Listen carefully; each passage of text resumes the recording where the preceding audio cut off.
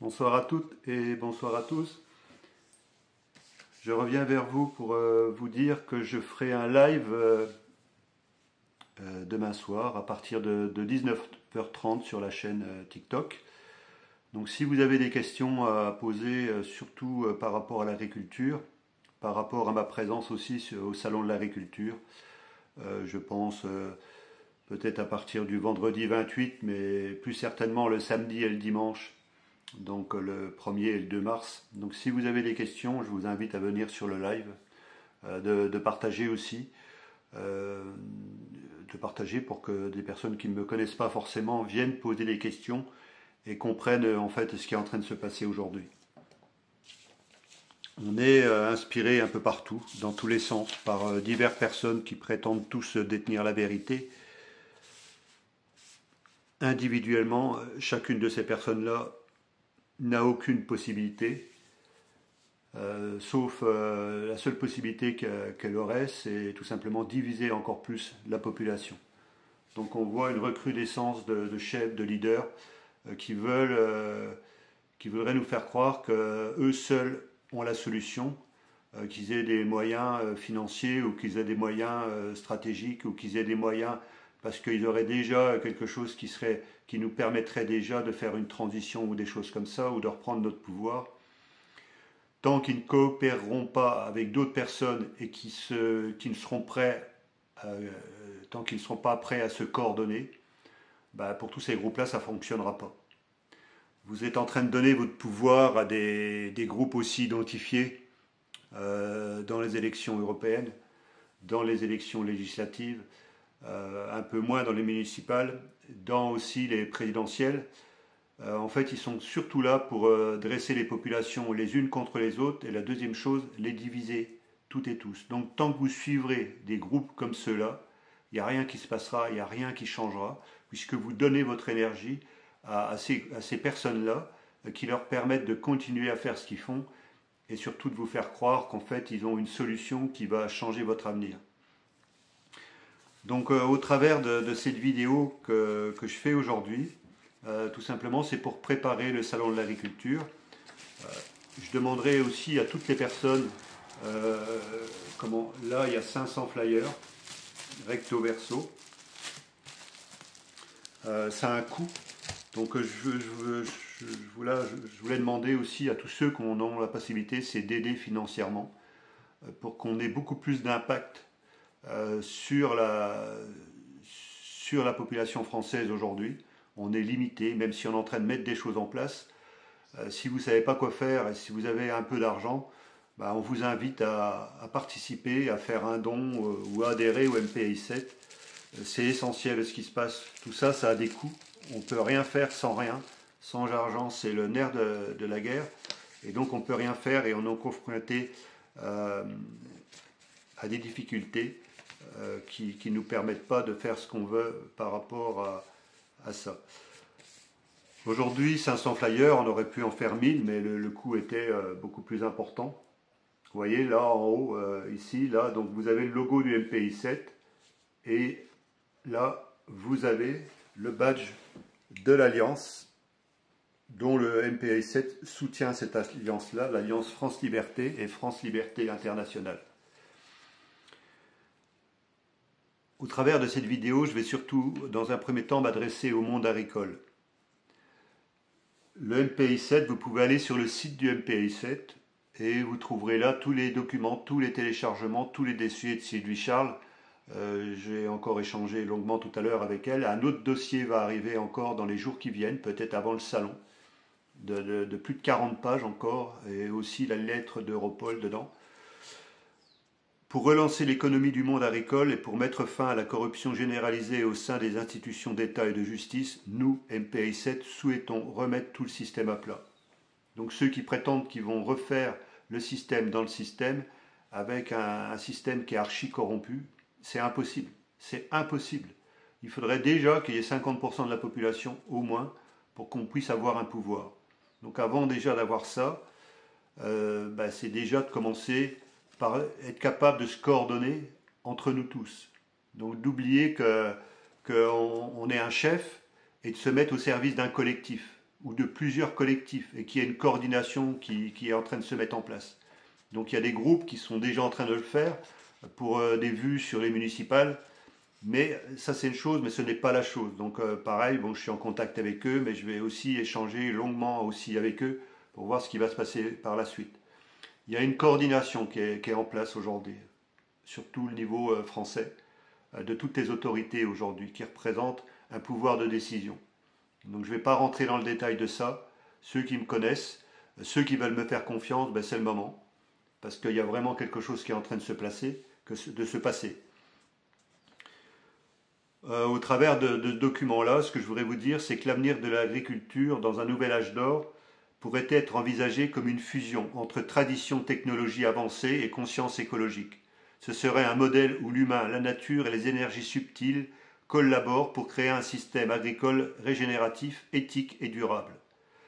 La coopération avec les différents acteurs du monde agricole, cela permettrait de doubler la population des campagnes, ainsi que de relancer toute l'économie en lien avec le monde rural. Donc en fait, l'objectif, au travers des mots qu'on a, c'est de ramener, aujourd'hui on a moins de 400 000 agriculteurs, c'est de ramener le seuil de 1 million d'agriculteurs pour qu'il y ait une occupation à peu près homogène sur tout le territoire français. Donc au travers de ça, si demain on est capable de se coordonner et qu'on continue dans cette voie-là, il y a 50% de la population qui en a ras-le-bol de ce qui se passe aujourd'hui et qui voit bien que peu importe lequel que c'est, que ce soit la France Insoumise, que ce soit le RN et double tranchant avec le RN, que ce soit le groupe de Macron ou en fait la pseudo-opposition contrôlée qu'on trouve avec des Asselineau, des Philippot, ben en fait on n'y arrivera pas. Donc aujourd'hui il y a 50% de la population qui ne suivra plus ces groupes-là, tôt ou tard, qui font du bruit, qui font croire que, je vois M. Asselineau qui fait croire que si, que ça, parce qu'ils ont trouvé le mot Frexit, d'un seul coup ça devient quelque chose d'extraordinaire. Il a compris qu'il pouvait endormir toute une partie des agriculteurs et de la population parce qu'il utilisait le mot Frexit, ou M. Asselineau pareil, ou tous ceux qui vont utiliser ce mot-là Frexit. Il faut savoir que le premier levier, si demain la France sortait de l'Union européenne, le premier levier, elle perdrait les primes PAC. Donc avant de gagner quelque chose, elle perdrait déjà de l'argent. Donc je ne dis pas qu'il ne faut pas sortir de l'Union européenne. Ce que je veux dire, c'est qu'il faut sortir de l'Union européenne sous gouvernance de l'ONU. C'est complètement différent. Parce qu'on voit que si demain on sort d'une union entre les pays européens, ça va extrêmement nous fragiliser. Vous voyez ce qui se passe avec Poutine, vous voyez ce qui se passe avec les États-Unis, c'est-à-dire que la France aujourd'hui n'a rien à dire. Alors qu'elle était en 1945 un des pays qui était décisionnaire. Le général de Gaulle a su s'imposer, mais à ce moment-là, il y avait 4 pays. Et aujourd'hui, vous entendez parler de 2. Il faut savoir que les Anglais sont avec eux, mais ils ne vont pas se montrer. Ils ne vont pas se montrer, mais en tout cas, ils sont avec eux. Donc en finalité, en 1945, il y avait la Russie, il y avait les États-Unis, il y avait l'Angleterre, et de Gaulle a réussi à imposer la France. Aujourd'hui, la France est retirée de tout ça.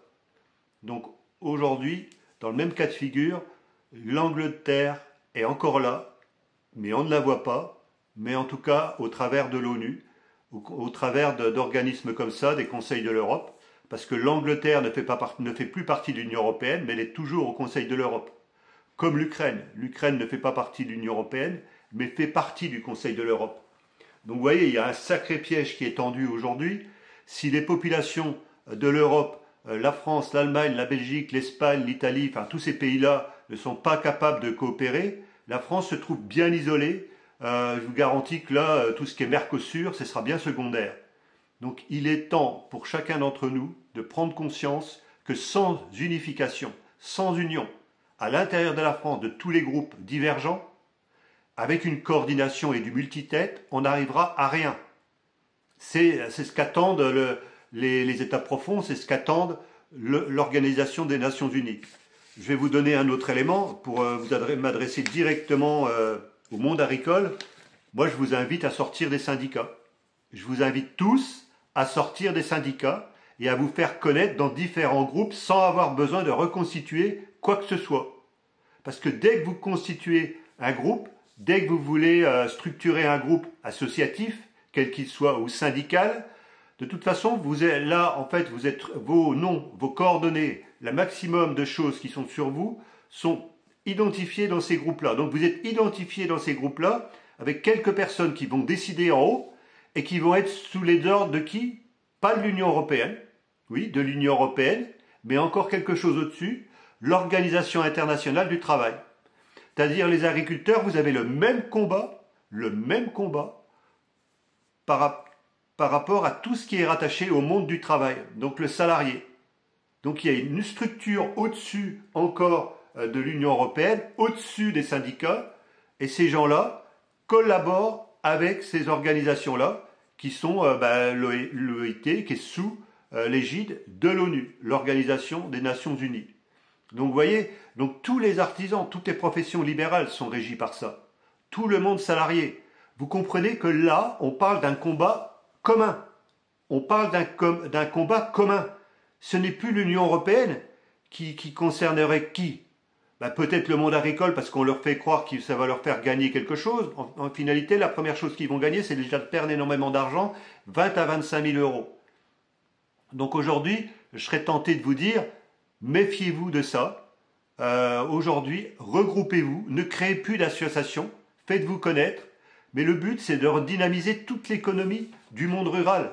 C'est d'enrayer la diversification, enfin d'enrayer le phénomène que les personnes quittent les campagnes.